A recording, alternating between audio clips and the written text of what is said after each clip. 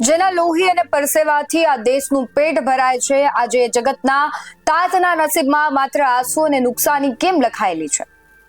બનાસકાંઠાના ડીસા માર્કેટિંગ યાર્ડમાંથી જે દ્રશ્યો સામે આવ્યા તે માત્ર કમનસીબ નથી, તે સરકારી તંત્ર અને વેપારીઓ દ્વારા કરવામાં આવેલી ખેડૂતોની આર્થિક હત્યા સમાન છે.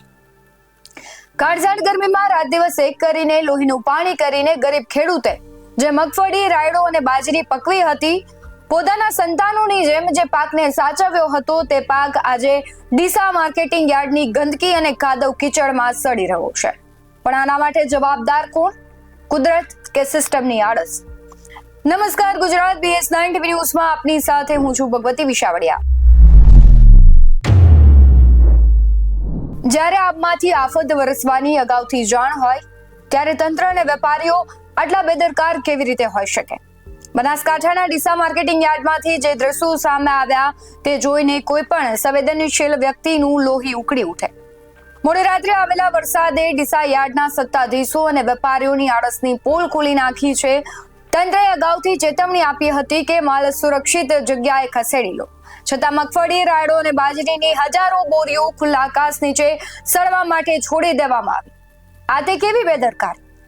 જ્યારે હવામાન વિભાગો ચીસો પાડીને અગાઉથી ચેતવણી આપે છે, તંત્રએ પણ કાગળિયા ફાડીને કહી દીધું કે વાવાઝોડા અને વરસાદની સંભાવના છે, માલ સુરક્ષિત જગ્યાએ શેડ નીચે ખસેડી લો. તો પછી કાયા નશામાં ચોર થઈને ડીસા માર્કેટિંગ યાર્ડના વેપારીઓ ઘોર નિંદ્રામાં સૂતા રહ્યા. કઈ સત્તાના જોરે ખેડૂતોના કરોડો રૂપિયાના અનાજને ખુલ્લા આકાશ નીચે સડવા માટે છોડી દેવામાં આવ્યા. શું વેપારીઓને ખબર નથી કે અનાજ પલળી જશે તો ખેડૂત બરબાદ થઈ જશે? કે પછી એમને ગરીબ ખેડૂતની લાચારીની કોઈ કિંમત નથી? તંત્રએ માત્ર એક નોટિસ જાહેર કરીને પોતાના હાથ કંકેરી લીધા, પણ ગ્રાઉન્ડ પર જઈને તપાસ કરવાની તસદીક કેમ ન લીધી કે અનાજ શેડ નીચે ગયું છે કે નહીં? સેસના નામે કરોડો રૂપિયા ઉઘરાવતા આ માર્કેટિંગ યાર્ડના સત્તાધીશો ક્યાં છુપાઈને બેઠા છે? આજે ખેડૂતો માથે હાથ દઈને રડી રહ્યા છે, કારણ કે પલળેલો માલ હવે કલર પકડશે અને બજારમાં તેને કોડીના ભાવે પણ કોઈ ખરીદે નહીં. દેવાના બોજ નીચે દબાયેલો ખેડૂત પોતાના પરિવારને શું ખવડાવશે?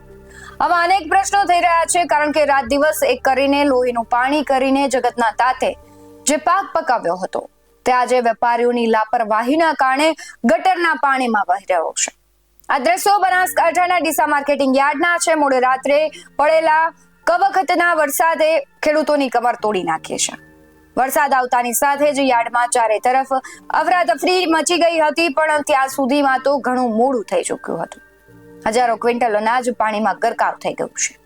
અને સૌથી મોટો ને સણસણતો સવાલ તો એ છે કે જ્યારે વાવાઝોડા કે વરસાદની આગાહી વચ્ચે તંત્ર દ્વારા અગાઉથી જ માર્કેટિંગ યાર્ડ અને વેપારીઓને માલ શેડ નીચે સુરક્ષિત કરવા કડક સૂચના આપવામાં આવી હતી, તો આ ચેતવણીને ઘોડીને પી કેમ જવાની?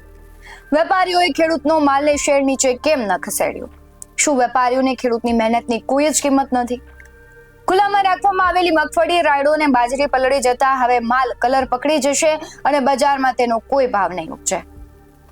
એક તરફ ખેડૂતો દેવાના બોજ નીચે દબાયેલા છે, તો બીજી તરફ આવી ગંભીર બેદરકારી તેમના પર પડતા પર પાટું સમાન સાબિત થઈ રહી છે. આ નુકસાનીનું જવાબદાર કોણ? શું બેદરકાર વેપારીઓ સામે લાલ આંખ કરવામાં આવશે ખરી? હવામાન વિભાગની આગાહી છતાં તંત્રને પત્ર લખીને સંતોષ કેમ માની લીધો? ગ્રાઉન્ડ પર ચેકિંગ કેમ ન કર્યું? કરોડો રૂપિયાની કિંમતનો ખેડૂતોનો પાક ખુલ્લા આકાશ નીચે સડવા મૂકનાર વેપારીઓ સામે ક્યારે એક્શન લેવાશે?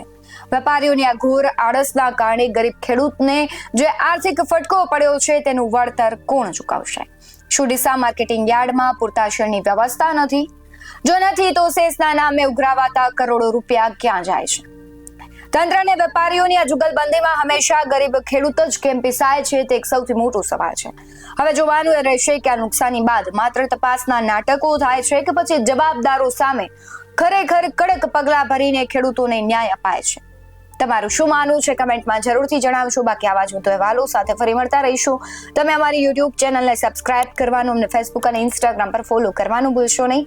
બાકી અવનવી અપડેટ્સ મેળવવા માટે આપ જોતા રહો BS9 TV ન્યૂઝ. નમસ્કાર.